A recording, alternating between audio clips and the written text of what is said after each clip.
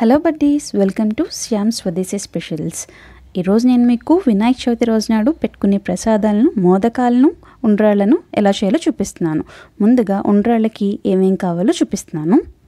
పచ్చిశనగపప్పు 2 స్పూన్లు, జీరా 1 spoon, water 2 గ్లాసులు, ఉప్పు తగినంత, బియ్యం రవ్వ 1 కప్పు, అంటే 1:2 రేషియో అనమాట. 1 కప్కి 2 గ్లాసెస్ వాటర్. ఇప్పుడు ప్రసాదం చేసుకునే ఒక పాత్ర తీసుకుని అందులో 2 గ్లాసులు వాటర్ వేసుకోవాలి. 2 గ్లాసులు వాటర్ వేసుకున్నాక హై ఫ్లేమ్ పెట్టుకొని అది బాయిల్ అవుతున్నప్పుడు మనం శనగపప్పు ఇంకా ఉప్పు, జీలకర్ర కూడా వేసుకోవాలి. వేసుకుని అది ఒక 1 మినిట్ పాటు అలా బాయిల్ అవ్వనివ్వాలి. అలా బాయిల్ అయిన తర్వాత బియ్యం రవ్వ తీసుకుని బియ్యం రవ్వ కలుపుతూ వేసుకోవాలి. ఎక్కడ ఉండలు చుట్టకుండా కలుపుతూ వేసుకోవాలి. అలా సిమ్లో పెట్టుకొని మొత్తం వాటర్ అంతా దగ్గర అయ్యే వరకు కూడా కలుపుతూ ఉండాలి. వాటర్ అంతా ఎగిరిపోయాక స్టవ్ ఆఫ్ చేసేసుకొని ఒక ప్లేట్లోకి పక్కకు తీసుకుని చల్లార్చుకోవాలి.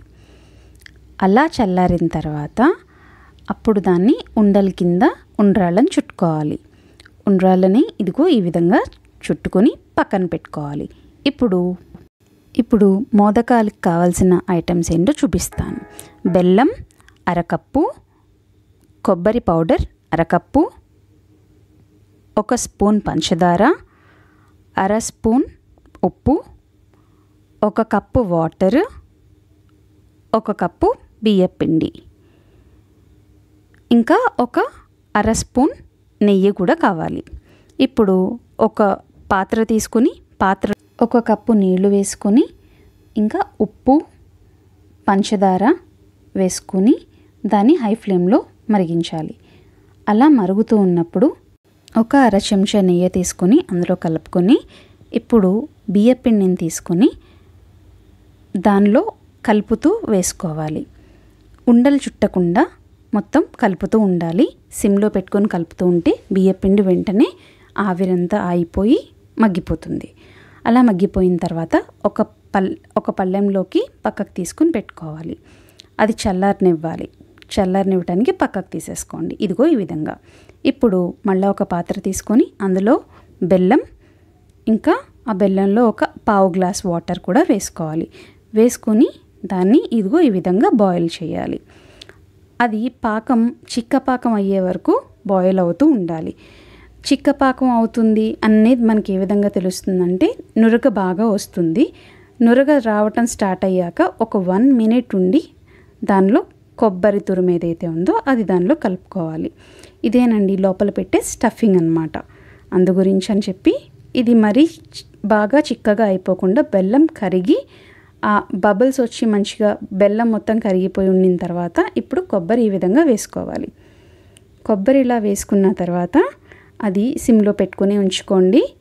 ఒక 2 మినిట్స్ అయ్యాక బాగా కలయనిచ్చి దగ్గర పడిపోయింది అని తెలుస్తుంది మనకి. అప్పుడు స్టవ్ ఆఫ్ చేసేసుకుని పక్కకు తీసేసుకోండి. పక్కకు తీసుకొని ఒక ప్లేట్లోకి పెట్టుకోవాలన్నమాట. ఈ విధంగా. ఇది ఎందుకు అంటే మనకి వినాయకుడికి మోదక ప్రియుడు కదా ఆయన. అందుకే మనం పూజ చదివేటప్పుడు మోదక ప్రియ వినాయక అని చదువుతాము. ఇంకా ఈ ప్రసాదం అంటే ఆయనకి చాలా ఇష్టం అన్నమాట. ఇది ఉండ్రాళ్ళు కూడా. అందు గురించి అని చెప్పి ఈ మోదకాలకి లోపల కొబ్బరి పెడతారు. ఇదిగో ఈ విధంగా కొబ్బరి ఇంకా బియ్యపిండి కూడా ఆ విధంగా చల్లార్చుకున్న తర్వాత ఇప్పుడు వాటిని మోదకాలు ఏ విధంగా చేయాలో చూపిస్తా. చల్లారిన బియ్యపిండి ముద్దకి ఇలా పొడి బియ్య పిండి తీసుకుని కలుపుకుంటూ దాన్ని చపాతీ ముద్దలా తయారు చేసుకోవాలి. చపాతీ ముద్దలాగా ఎంత మెత్తగా ఉంటే అంత మంచిగా వస్తాయి అన్నమాట. అయితే మెత్తగా ఉండటం అంటే పొడి పొడిలాడుతూ ఉండాలి, ఇంకా మెత్తగా కూడా ఉండాలి. అయితే కొంచెం మనకి బంకలా చేతికి అంటున్నట్లు ఉండకుండా ఒక ముద్దలా అయ్యేలాగా కలుపుకోవాలి. ఇదిగో ఈ విధంగా. అలా కలుపుకున్న తర్వాత తడి చేతికి అద్దుకుంటూ బాల్స్ లాగా తయారు చేసుకోవాలి. బాల్స్ లాగా తయారు చేసుకుని మధ్యలో ఒక గుంట వచ్చేలాగా అరచేతిలో పెట్టుకుని ఒత్తుకోవాలి. అలా రౌండ్గా వచ్చేలాగా ఒత్తుకోవాలి. ఒత్తుకున్న తర్వాత అందులో మనం ఏదైతే స్టఫింగ్ కోసం కొబ్బరి పెట్టుకున్నామో ఆ కొబ్బరిని లోపల పెట్టుకుంటాం. పెట్టుకొని చుట్టూ చుట్టునిట్టుగా దీన్ని కలుపుకుంటాం. కలుపుకొని పైకి మనకి కోన్ షేప్ ఏ విధంగా వస్తుందో అలాగా గౌరీదేవికి మనం ఏ విధంగా ఒత్తుకుంటాము అలా ఒత్తుకుంటూ దాన్ని బాల్ లాగన్నా తయారు చేసుకోవచ్చు. లేదు అంటే కనుక ఈ విధంగా కోన్ షేప్ లాగన్నా తయారు చేసుకోవచ్చు. చాలామంది కొంచెం టైం ఉంటే కనుక దానికి గీతలు పెట్టి కొంచెం మంచిగా తయారు చేసుకుంటారు. ఏంటంటే కొంచెం అందంగా కనపడేలాగా తయారు చేసుకుంటారు. కానీ పూజ రోజు మనం అంత ఖాళీగా ఉండలేం కదా, అందు గురించి ఏంటంటే అంత టైం మనం పెట్టలేం కనుక చకచక ఇవి తయారయ్యేలాగా ఈ విధంగా ఒక గౌరీదేవి షేప్ ఏ విధంగా ఇస్తామో ఆ విధంగా ఫాస్ట్గా ఒత్తేసుకొని పక్కన పెట్టుకోవచ్చు. మనకేంటంటే గౌరీదేవి షేప్ వచ్చినట్లుగా పెట్టుకునే వాళ్ళు చాలామంది ఉంటారు. దీనికే గీతలు పెట్టుకుంటారు, మోదకాల్లో కూడా తయారు చేస్తారు. లేదంటే మోదక మోల్డ్స్లో కూడా వేసుకుని తయారు చేసుకోవచ్చు. మోదకానికి మోల్డ్స్ లేని వాళ్ళు ఈ విధంగా తయారు చేసుకోండి. ఈ విధంగా తయారు చేసుకుని పక్కన పెట్టుకుంటే ఇప్పుడు దీన్ని స్టీమింగ్ ఎలాగో చూద్దాం. నా దగ్గర సెపరేట్గా స్టీమర్ లేదు, అందుకని నేను ఇడ్లీ పాత్రలో వీటిని స్టీమింగ్ ఏ విధంగా చేయాలో చూపిస్తున్నాను.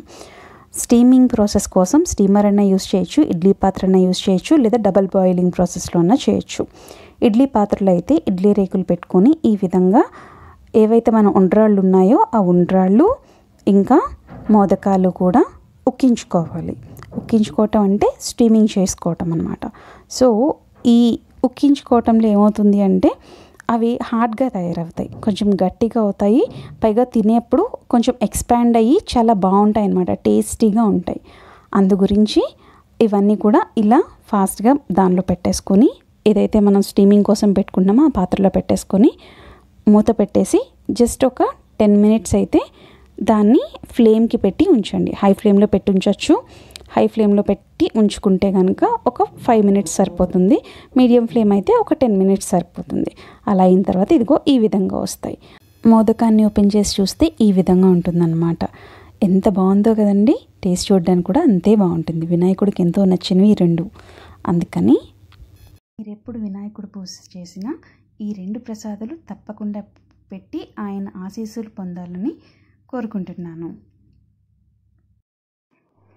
మీకు నా వీడియో నచ్చినట్లయితే తప్పకుండా సబ్స్క్రైబ్ చేసుకోండి, లైక్ చేయండి, ఇంకా షేర్ కూడా చేయండి. ఈ మోదకాలని మీరు కూడా ట్రై చేసి నాకు ఇన్స్టాగ్రామ్ పేజ్లో పోస్ట్ చేయండి తప్పకుండా. నా ఇన్స్టాగ్రామ్ పేజ్ శ్యామ్ స్వదేశీ స్పెషల్స్. Thanks for watching.